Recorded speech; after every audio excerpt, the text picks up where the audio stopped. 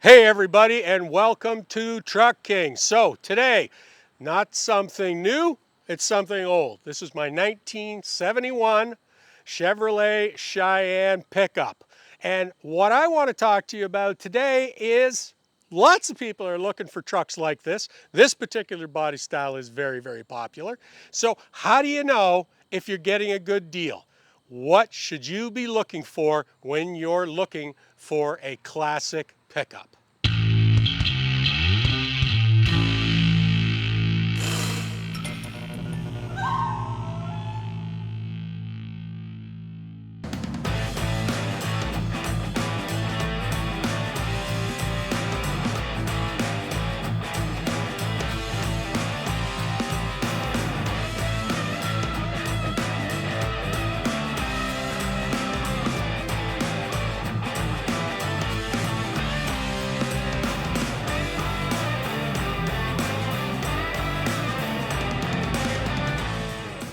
All right, so you want to buy a classic pickup. First and foremost, buy one that you like. All right, if you're a Ford guy, if you're a Dodge guy, if you're a GM guy, pick a truck that for whatever reason makes your heart palpitate. All right, that's number one. Now, once you've done that, you say, no, I love these old Chevys, and you got to find one that's worth buying. You got to find one at the right price.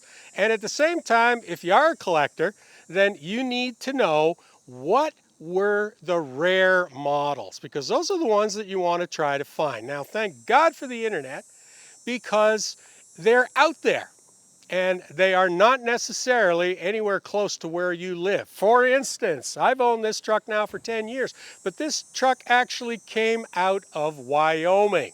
And it was a question of friend of a friend who knew that I was searching for a truck like this, and that's how that conversation got started. But I, in actual fact, flew out to Wyoming and drove this truck home to Ontario. That in itself was quite an adventure. However, let's just talk about Chevys and the C10. In the early 70s, this is when truck production really took off from the point of view of trucks were becoming more and more personalized. So the C10 is a very, very common truck. And the ones that they sold, for instance, in 1971, Chevy truck production was over 700,000 units. But the majority of those were base model, 3 on the tree transmission, and straight 6 250 cubic inch engine. So when you get into, for instance, what I've got here, now you'll begin to see that if you are looking for this, because it's the same body, but you might as well have the one that's a little more rare. So first of all, this is a Cheyenne. Cheyenne was introduced back then to differentiate between the base C10 and something that had a little more to it. Now, in late 1971, they were selling so well that they added the Super 10. And this is a particularly rare truck as far as that goes. In addition to which, we have the 350 V8. This is also an automatic transmission. So right away, we're into stuff that takes it from 700,000 units down to maybe 50,000 units in terms of what were produced and sold. So if you can find one of these, this is worth spending your money on. And as far as spending your money on, I'll spit it out right here, right now. 10 years ago, I bought this truck for $7,500 and drove it home from Wyoming. I've never done anything to this truck other than maintenance. And today, it's worth in the neighborhood of $25,000. And that's not me saying it, that's Haggerty, my insurance broker, who deals in only classics, has appraised this truck and said, yeah, I should be able to get $25,000. So not only is it a good investment, but at the same time, I still have my Chevy C10. That's what I wanted all along. So what other things should you be looking for? Well, as I said, the straight 6 was the most common engine well over half of these trucks were built with a straight six. But they also did come with a 350, also came with a 400. So, and those are much more rare. So if you can find even a base truck with the big engine, that's a good buy. Now, if you happen to run across a K10, meaning the C10 but a four-wheel drive version, again, very, very low build numbers. In the early 70s, four-wheel drive trucks were uncommon. It was an expensive option. Now, as far as beds are concerned, you can see that I've got an 8-foot bed on this truck. Well, even though 6.5-foot beds were available, 8-foot beds outsold them by 4-to-1. So, a short bed, Chevy, again, a much more rare truck. So some of the other things that you'll be able to see right off the bat, the two-tone paint scheme. Again, this is strictly a Cheyenne feature, so it's very much upscale. The moldings, okay, the little chrome accents, the tailgate that has the chrome as well as the Chevrolet spelled out over this lovely MacTac simulated wood grain.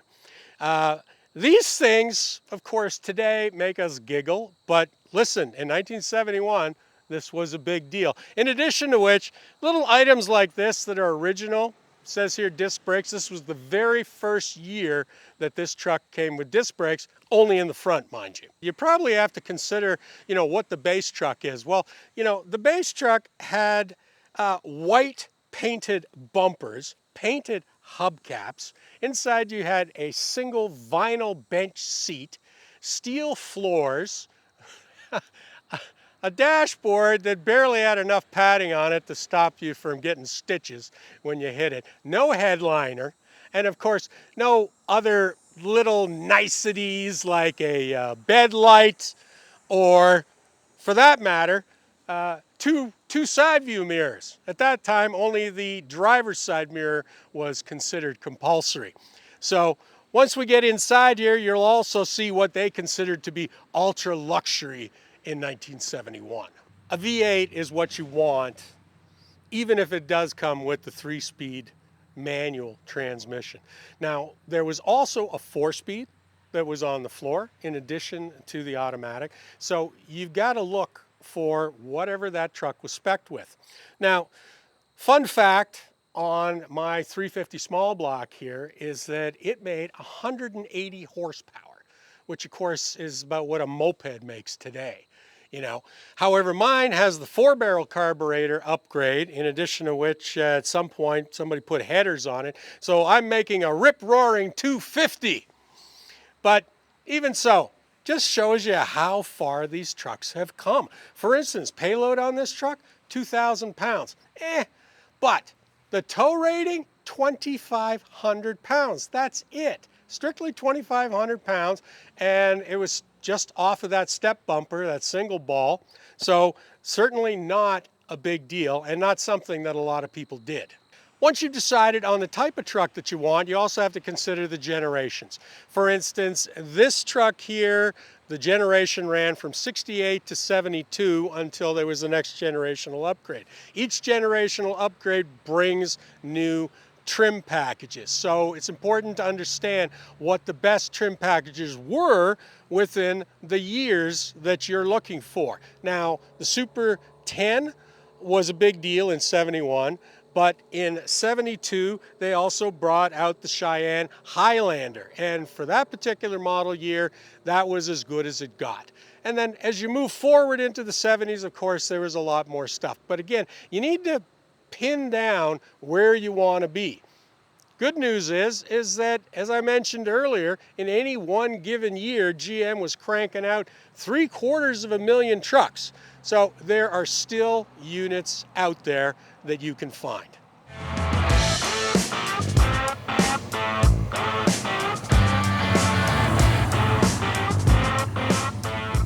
So as I mentioned, if you're looking for a classic truck, you know what? Find the one that somehow tugs at your heart. And so I might as well tell you that in the early 70s, my dad had a Chevy C10, And when I was 14 years old, that's what I learned to drive on. Sadly, not because he taught me how to drive, but instead on weekends when I went in the machine shop with him, I'd swipe the keys and then I'd go out back and drive around the big empty parking lot while he was up working on the drafting table. So regardless, even though we owned a string of Fords before and after that one C10, I don't know what it was about that truck, but it stuck with me as an adult. And you know, finally at the age of 50, I said, wow, if I could just find another truck like that. Well, actually the one I found is a lot better. However, it is basically the same vintage. We had a 70, this is a 71, and there's just something about it that makes me happy. And like with any toy, that's what it should do first and foremost, make you happy. So we were talking about that once you've decided on the truck, and once you know roughly what generation of truck you're interested in, well then get the best truck that you can find out there. So a lot of it is going to be on the outside. We've already looked at that, but on the inside is really where so many things lurk. These trucks came with trim packages such as this Super 10. However, they were also lots and lots of line items that a guy could tick when he ordered this truck. So you want to get inside and see what's here. Things like carpeting, that was not standard. Padded dashes, not standard. Any of the inlays, the inserts on the door, bezels, chromed door handles, the headliner, and also color matching things such as the sunshades, which match the color of the truck. Just about everything's green in here, and it's actually really beautiful with the green contrasting with the wood. It's a very pretty interior, especially considering the age of the truck. Yeah, and those are the things that you want to look for if you're trying to find, you know, a rare truck.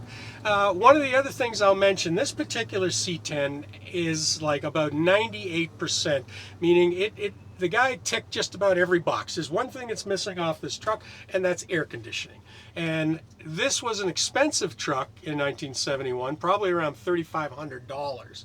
But air conditioning alone was a $1,000 option at that point. So, enough said. If you find a truck of this vintage with factory air right up into the 80s, that's a big deal, because there's very, very few of them out there. Most guys just said, well, you know what, I'll go with the old 260 air conditioning, you know, 2 windows down, 60 miles an hour.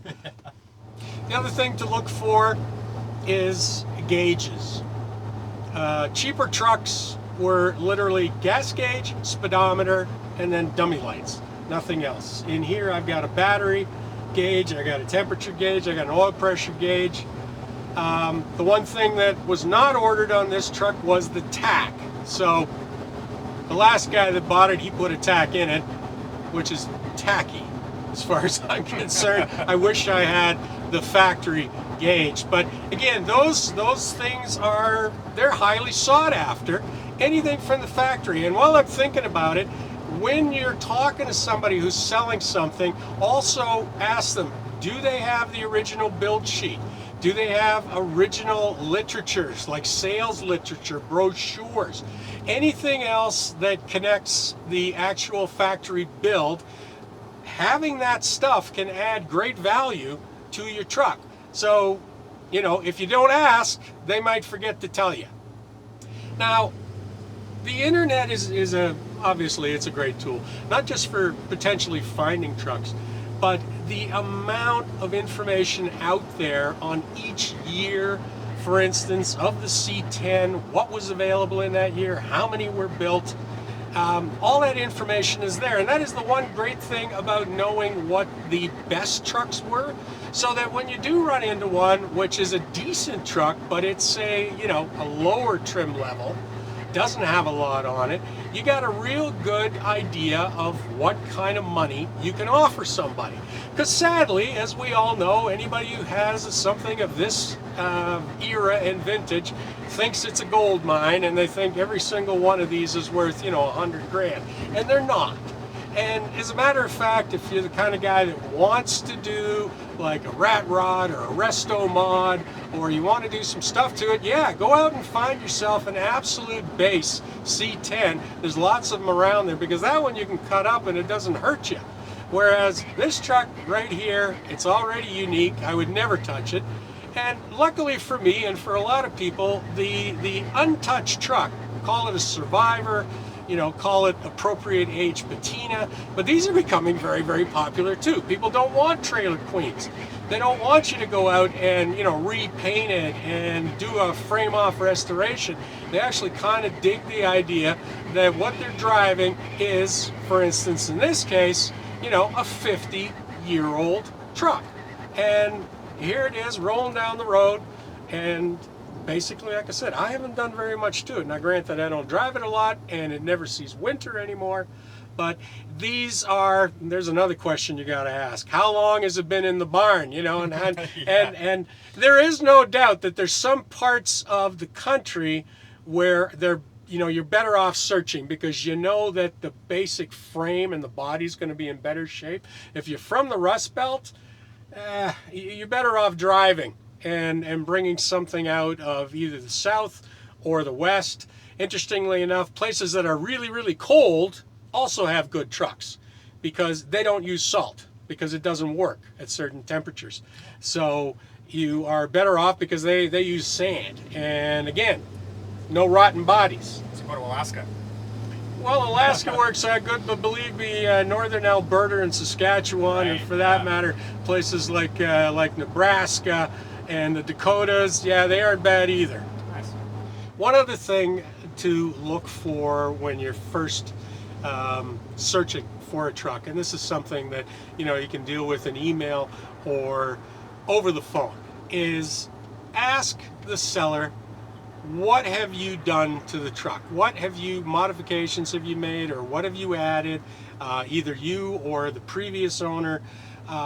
Because frankly, there's another thing. You want a truck which hasn't been touched. You want something that is pretty much pristine, because there's this habit as people go along of, well, you know, I changed out the steering wheel, I changed out the grill, I added different sorts of tires or rims, or I lowered it. Those do not add value. Not in the least. The thing that adds value is literally what I like to call a virgin. I want the truck as it came out of the factory. I'm not interested in or upset about the fact that maybe it's dirty or it's worn or it's, you know, it's looking its age. That's fine. That is better than somebody doing, and particularly if somebody's done a half-assed restoration on it, never really doing the whole job, you know, and then slapping a really shitty coat of paint on there. These are all things which doesn't mean you can't buy it, but it does not add to the value. Someone can say, oh, look at that great paint job. Well, is it factory paint? No? Well, then no. That does not add to the value, not in the least. If anything, it detracts from the value. So, once again, get educated on these sorts of things, because it helps you to zero in on what you can offer somebody, which, first of all, is not insulting, and secondly, you won't overpay. So folks, we're coming to the end of this one. Hope you've enjoyed seeing my 71 Cheyenne Super 10. And if you're in the market for a classic, don't be disheartened. It takes time to find what you want. I spent 3 years looking for a truck before I stumbled across this one. But you know what? The hunt is worth it. That's almost as much fun as owning it. And then once you get it, it's just a great summer cruiser. It's something that everybody's going to talk about. You make a lot of friends at the gas station. So that's it, folks. Please go below, leave me a comment, tell me what you think about my truck, and then hit like, hit subscribe, join to become a member of our channel, and then come back soon to see what we're doing here at Truck King.